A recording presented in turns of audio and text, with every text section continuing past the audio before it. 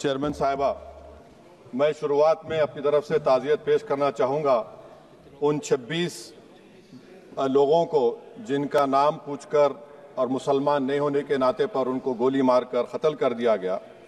मैं ताज़ियत पेश करना चाहूँगा मौलाना इकबाल को, जो पूंछ के मदरसुल ज़ियाउल उलूम के मुदर्रिस थे, उस 5 साला लड़की मरियम को जिसको पाकिस्तान की शेलिंग में उसका पेट फट गया। मैं ताज़ियत पेश करना चाहूँगा मैडम ज़ैन अली और उर्वा फातिमा, इन दो जुड़वा भाई बहनों को जिनकी उम्र 14 साल थी।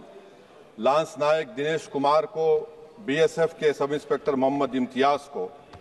मैं शुक्रिया अदा करना चाहूँगा कश्मीर की आवाम का कि उन्होंने पहलगाम के वाक़े के बाद मस्जिदों से ऐलान किया मजम्मत का, बग़ैर किसी के बोलने पर रोड पर निकलकर उन्होंने पाकिस्तान से आए हुए दहशतगर्दों की मजम्मत की। मैं मुबारकबाद देता हूं हमारी मुसल्लह अफवाज को कि उन्होंने एक अजीम कुर्बानी पेश की और बहादुरी के साथ ऑपरेशन सिंदूर में भारत को कामयाबी दिलाई। मैं मुसल्लह अफवाज ने पहले 9 दहशतगर्द ठिकानों पर उनको निशाना बनाया और सबसे मेरी नज़र में जो दहशतगर्दी के दिल पर हमला हुआ वो भावलपुर का था और 6 एयरफील्ड, 3 हैंगर और 2 रनवेज को हमने तबाह किया। बाद में ऑपरेशन सिंदूर की कामयाबी की एक अहम वजह यह थी मैडम कि मुल्क में इत्तेहाद और इत्तेफाक पैदा हो गया था, एक यूफोरिया पैदा हो गया था, मगर अफसोस कि हुकूमत ने उसका फ़ायदा नहीं उठाया। मैं आज भी कह रहा हूं, जिम्मेदारी के साथ कह रहा हूं कि पाकिस्तानी फ़ौज, पाकिस्तान की ISI, पाकिस्तान का डीप स्टेट, उनका हयाती मकसद ये है कि हमेशा भारत को कमज़ोर किया जाए और अगर हमको इन ताकतों को कमज़ोर करना है तो देश में इत्तेहाद और इत्तेफाक को बरकरार रखना पड़ेगा। अगर हम बुलडोज़र के ज़रिए या फिर लिसानी जबर के ज़रिए या मजहबी फ़िरका परस्ती के ज़रिए अक़लियतों को निशाना बनाएंगे तो हम खुदा ना खास्ता उन पड़ोसी मुल्क के दहशतगर्द तंजीमों को कहीं कामयाब ना हो जाए। मैडम, मैं आपके सामने ये भी कहना चाहूँगा कि इत्तेहाद और इत्तेफाक इस मुल्क में जब मजबूत होगा तो हमको बैनुल अक़वामी सतह पर दिखाने की ज़रूरत नहीं पड़ेगी। मैं आपकी तरफ से हुकूमत से चंद सवालात करना चाहूँगा कि वज़ीर आज़म ने कहा कि खून और पानी एक साथ नहीं बह सकते, आतंकवाद और बातचीत एक साथ नहीं हो सकती। तो मेरा सवाल आपके ज़रिए से वज़ीर आज़म और हुकूमत से ये है, फिर जिन इंसानों को बैसारा की वादी में मारा गया था, क्या आपका ज़मीर इस बात की इजाज़त देता है कि आप ट्रेड बंद कर दिए, पाकिस्तान का एयरक्राफ्ट हमारे एयर स्पेस में नहीं आ सकता, उनकी कश्ती हमारे पानी में नहीं आ सकती, ट्रेड खत्म हो चुका है डायरेक्ट इनडायरेक्टेड, आपका ज़मीर जिंदा क्यों नहीं है? किस सूरत से आप पाकिस्तान से क्रिकेट मैच खेलेंगे जब हम पानी नहीं दे रहे हैं? 80% पानी पाकिस्तान का हम रोक रहे हैं, ये कहकर के पानी और खून नहीं बहेगा, आप क्रिकेट मैच खेलेंगे? मैडम, मेरा जमीर तो गवारा नहीं करता कि मैं उस मैच को देखूंगा। क्या इस हुकूमत में इतनी हिम्मत है कि उन 25 मरने वालों को फोन करके कहे कि देखो हमने ऑपरेशन सिंदूर में बदला ले लिया, अब तुम पाकिस्तान का मैच देखो? बड़ी अफसोस की बात है मैडम, अकाउंटेबिलिटी किस पर है? पहलगाम किसने किया? 7.5 लाख हमारी फौज और सेंट्रल पैरामिलिट्री फोर्स है, ये कहां से 4 चूहे घुसकर हमारे भारत के नागरिक को मारे? अकाउंटेबिलिटी किस पर फिक्स होगी? LG पर फिक्स होगी तो LG को बरतरफ करिए, IB पर आती है तो एक्शन लीजिए, पुलिस पर आती है तो एक्शन लीजिए, मगर आप ये समझ रहे हैं कि ऑपरेशन कर दिया और हम खामोश लोग भूल जाएंगे। अकाउंटेबिलिटी फिक्स करना पड़ेगा। मैडम, डिटरेंस आपकी क्या है?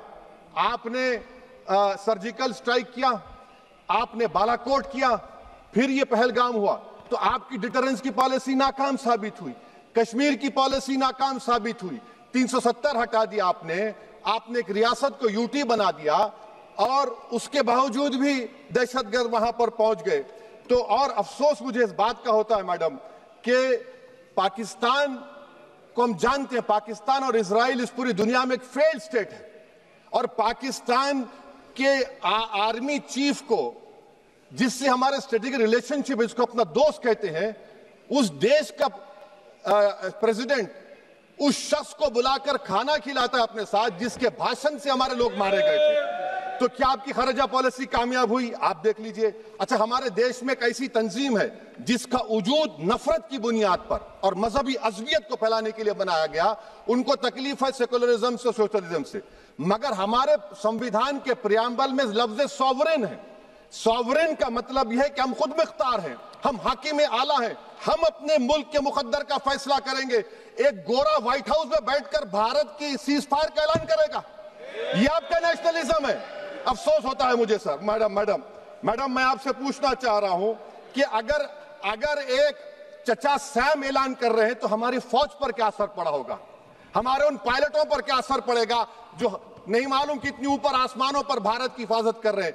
वो नेवी का सिपाही जो समंदर में खड़ा हुआ है, उसको यह नहीं मालूम हो रहा है कि मेरा प्रधानमंत्री ऐलान नहीं किया, एक गोरे ने ऐलान किया। बड़ा ये आपके कैसा होगा ये। मैडम मेरा सवाल हुकूमत से यह भी है कि हम कोई एडवर्सेरियल कंट्री नहीं है अमेरिका के लिए, हम दोस्त हैं, स्ट्रेटेजिक रिलेशनशिप है। क्या क्या एग्रीमेंट हमने साइन नहीं किया, तो क्या ये दोस्ती निभा रहे हैं? मैडम मैं हिस्टोरिकल एग्जांपल दे रहा हूं, क्रुश्चेव और टीटो। क्रुश्चेव ने दबाव डाला, टीटो ने कहा मैं नहीं मानता, मैं नैम ज्वाइन करूंगा। मैडम फ्रांस और यूएसए, डिगोल को जब यूएसए ने दबाव डाला तो डिगोल ने कहा कि तुम दोस्त हो मगर हमारी खारिजा पॉलिसी आजाद ना है। मैडम वहीं पर आप देखिए गुजराल साहब, जिसको कहते सबसे कमजोर थे, वजीर आजम थे, उन्होंने बहादुरी का मजारा किया, रिफूलिंग करने नहीं दिया। वियतनाम 20 साल यूएसए से लड़ा मगर झुका नहीं, और हम उनको बोल भी नहीं पा रहे, हम तो कोई दुश्मन मुल्क तो नहीं है अमेरिका के, ये आपको समझने की जरूरत है। और मैडम यहां पर वजीर खारजा ने कहा वो चीन गए, डिप्टी चीफ ऑफ स्टाफ ने कहा कि चीन के इक्विपमेंट एक लाइव लैब था हमारे उनके लिए। क्या आपने कहा चीन को कि तुमने क्यों दिया पाकिस्तान को हथियार? आप नहीं कहे। और मैडम आप जानते हैं कि रक्षा मंत्री ने कहा कि स्विफ्ट एंड प्रोपोर्शनेट, तो फिर जो इंडोनेशिया मिलिट्री अटैचे ने कहा कि हमको कहा गया मत मारो, हम सेल्फ डिफेंस में भी नहीं मार सकते थे पाकिस्तान को।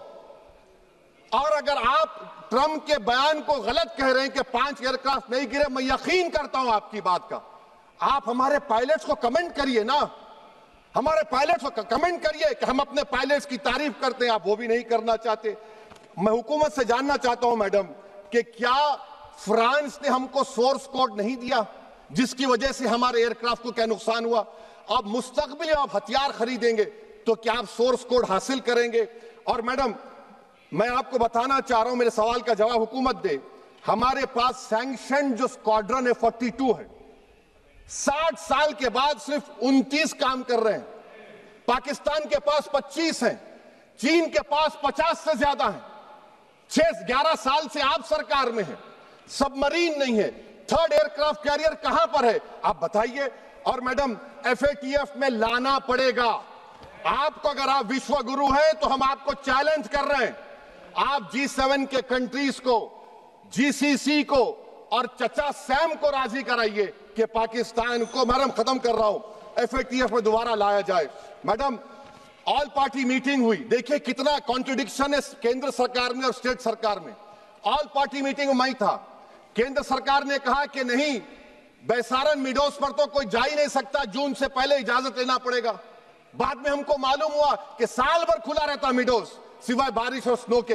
ये कॉन्ट्रडिक्शन है केंद्र सरकार में। वहां पे मैं हुकूमत से मुतालबा करता हूं मैडम आपके जरिए से कि कौमी सिक्योरिटी को, नेशनल सिक्योरिटी को, खारिजा पॉलिसी को, फॉरेन पॉलिसी को राजनीति का मुद्दा मत बनाइए, राजनीति का मुद्दा मत बनाइए। ये हमारे मुल्क में मुफाद होगा, हमारे मुल्क के इत्तेहाद और एकजुटती को आप एक वोट का जरिया मत बनाइए। और मैं एक आखिरी बात पूछ रहा हूं मैडम, क्या चीन ने हमसे कहा था कि सीज फायर कर लो? और कैसे पाकिस्तान ने हमारे पायलट्स की बातों को सुना कि हमारा कम्युनिकेशन एनक्रिप्ट नहीं है? मैडम आखिर में मैं अपने शेर से इस अपनी बात को खत्म करूंगा कि अपने ही हाथों से सर अपना कटाना है हमें, मादर हिंद पे भेंट चढ़ाना है हमें, किस तरह मरते हैं एहरारे वतन भारत पर, ये तमाशा है जो दुनिया को दिखाना है हमें। ये मैं भारत की उस बहादुर फौज के नाम पे करता हूं, मुसल्ह फौज के नाम पे करता हूं। ये शेर कहने वाला कोई बीजेपी का नहीं था, ये शेर कहने वाले का नाम शेर था, शहीद अशफाकुल्लाह।